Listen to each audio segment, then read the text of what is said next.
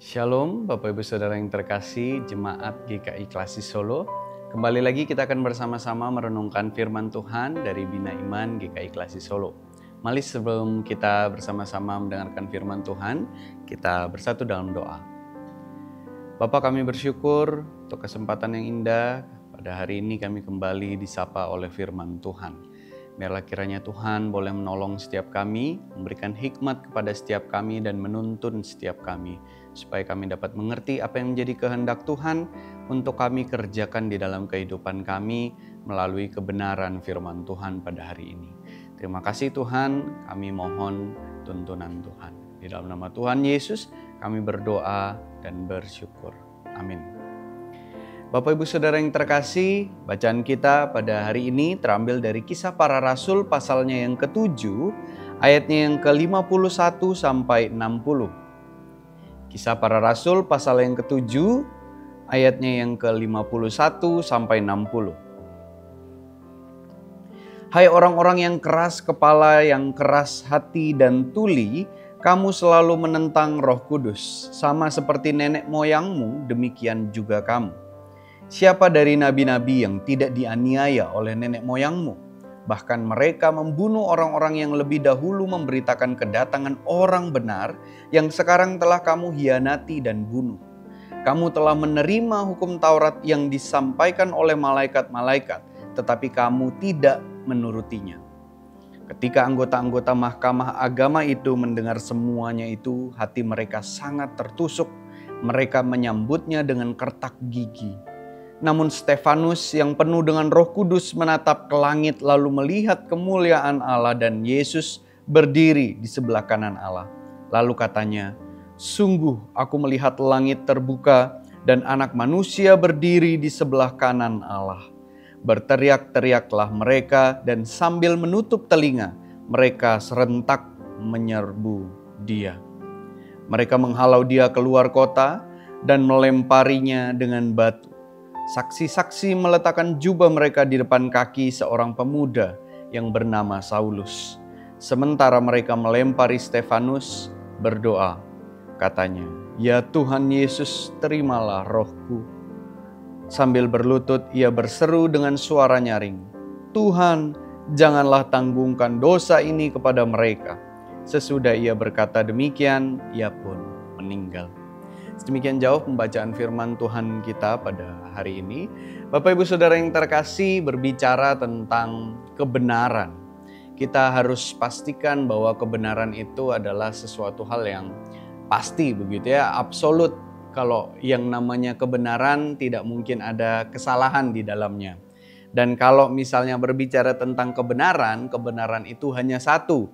Tidak mungkin ada dua hal yang benar atau antara salah satu benar, salah satunya salah, atau dua-duanya salah begitu ya. Di dalam satu pendapat atau di dalam satu kebenaran hanya ada satu kebenaran, tidak ada yang lain gitu ya.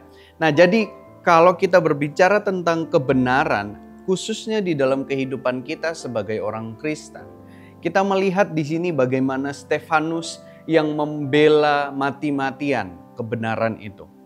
Jadi di dalam hidupnya, kalau kita melihat konteks pada mulanya bagaimana kejadian ini bisa terjadi, di dalam Kisah Para Rasul pasalnya yang ke-6, di ayatnya yang ke-8 sampai ayatnya yang ke-15. Di situ Stefanus sedang mengadakan sebuah mujizat, sehingga orang-orang banyak itu melihat, wah luar biasa apa yang dilakukan oleh Stefanus.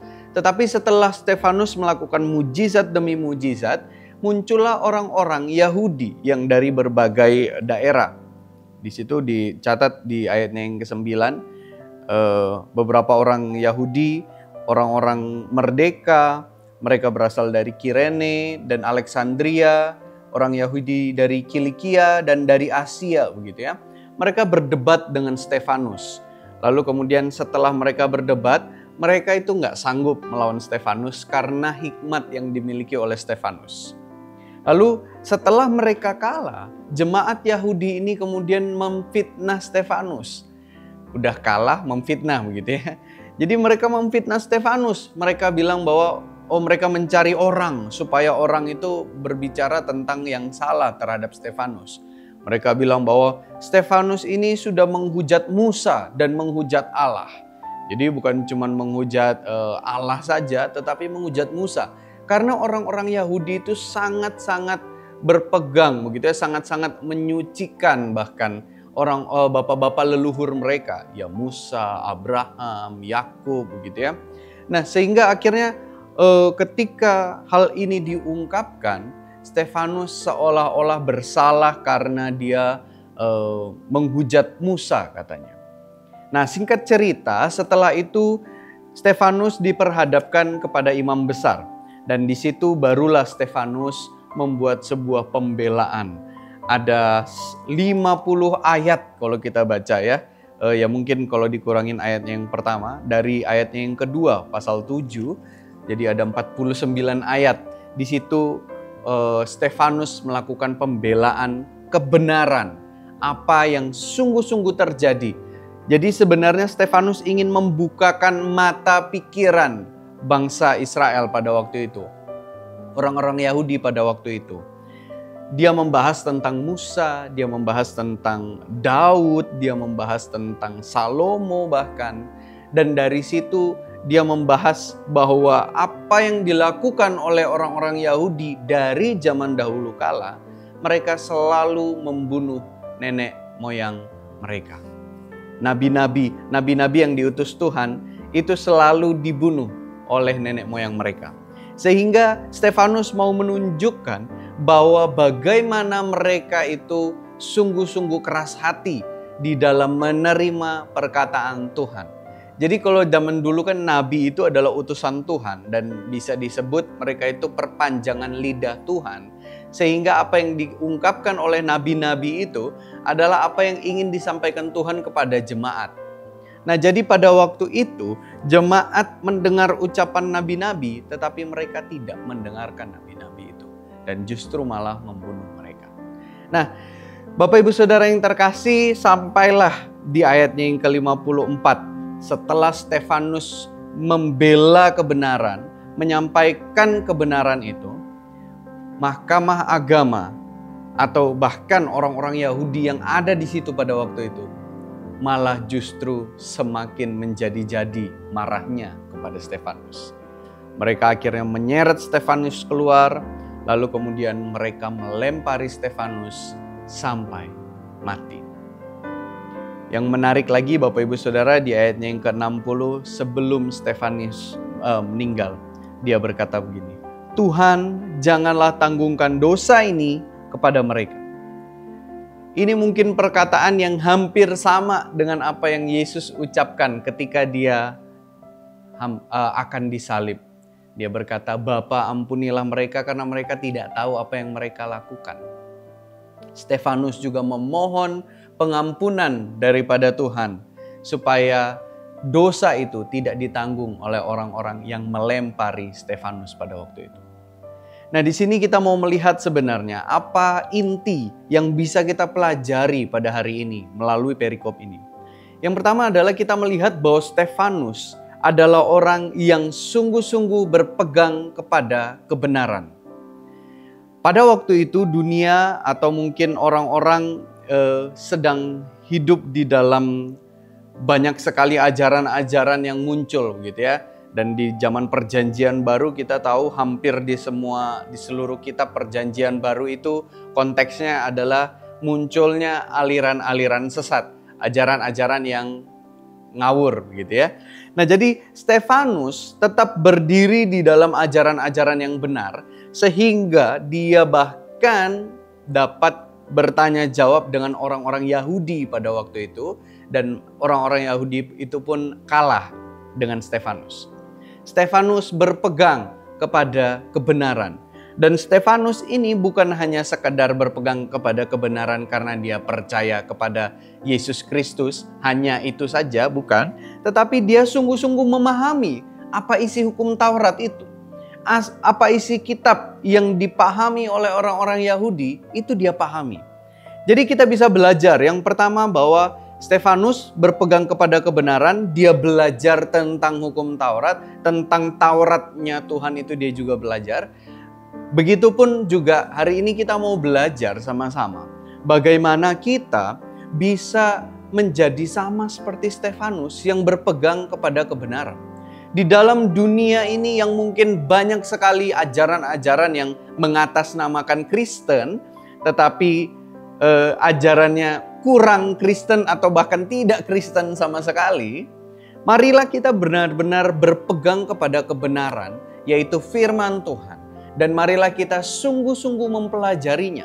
Jadi di dalam kehidupan kita, marilah kita menjadikan firman Tuhan ini sebagai dasar di dalam kehidupan kita dan juga kita pelajari dengan sungguh-sungguh. Saya katakan pelajari bukan hanya sekedar dibaca lalu lewat begitu saja. Bukan cuman tunggu di hari Minggu ketika ada pembacaan Alkitab baru kita baca begitu ya. Jangan. Setiap hari kita harus membacanya dan kita pelajari dengan sungguh-sungguh. Beberapa hal, beberapa kata yang mungkin kita tidak mengerti, kita bisa datang kepada pendeta kita dan kita bisa tanyakan apa arti dari perkataan-perkataan itu. Nah, lalu yang kedua Bapak Ibu Saudara, yang namanya kebenaran itu memang harus dibela. Kenapa? Karena kita hidup di dalam dunia yang sedang tidak baik-baik saja. Dunia saat ini sedang banyak sekali melakukan hal-hal yang mungkin di luar kepala, di luar pikiran kita begitu ya. Kok bisa? Akan banyak sekali pertanyaan-pertanyaan yang seperti itu yang akan muncul di dalam dunia saat ini. Dan Stefanus menunjukkan bahwa kebenaran itu harus dibela, bahkan sampai nyawa yang menjadi taruhannya. Saya tidak berkata atau tidak memerintahkan kita semua untuk menjadi sama kayak Stefanus, harus mati martir. Kenapa? Karena mati martir itu adalah kehendak Tuhan. Kalau kita menyampaikan Injil, kita menyampaikan firman Tuhan, lalu kemudian kita harus menghadapi kematian di tempat itu adalah kehendak Tuhan. Jadi jangan cari-cari begitu ya. Kita sengaja kita masuk ke dalam kumpulan orang-orang yang mungkin kita tahu mereka akan bisa membunuh kita, lalu kemudian kita memberitakan Injil. Enggak perlu dicari begitu ya, enggak perlu sengaja. Tapi kita lakukanlah yang paling utama, pemberitaan Injil itu. Kita membela kebenaran itu. Jadi datang untuk memberitakan Injil setelah kita pelajari Injil tersebut, itulah yang harusnya menjadi tugas kita. Jadi Bapak Ibu Saudara, yang kedua ini adalah bagaimana kita membela kebenaran bahkan sampai nyawa taruhannya. Yang artinya adalah kita harus sungguh-sungguh kapanpun dan dimanapun berani untuk menyampaikan kebenaran itu kepada setiap orang yang kita temui. Bapak Ibu Saudara, untuk menjadi pemberita Injil, ini bukan hanya tugas pendeta, bukan hanya tugas pengerja gereja atau bahkan mungkin aktivis-aktivis yang rajin pelayanan di gereja. Tidak Bapak Ibu. Semua kita orang Kristen punya tugas untuk melakukan pemberitaan Injil. Baik atau tidak baik waktunya, kapanpun, dimanapun kita harus bisa memberitakan Injil. Maka dari itu yang paling utama adalah mari kita pelajari firman Tuhan ini, supaya kita dapat menyampaikannya kepada orang lain. Dan di dalam kehidupan kita bisa mencerminkan Injil itu. Kita bisa mencerminkan firman Tuhan di dalam kehidupan kita. Mari kita belajar bersama-sama untuk terus berpegang kepada kebenaran dan membela kebenaran dan juga menyampaikan kebenaran itu, bahkan sampai nyawa yang harus menjadi taruhannya. Tuhan Yesus memberkati dan menolong setiap kita. Mari kita berdoa. Bapa, kami bersyukur untuk firman Tuhan pada hari ini. Boleh menolong kami, mengingatkan kami bahwa kami harus hidup sesuai dengan kebenaran Tuhan.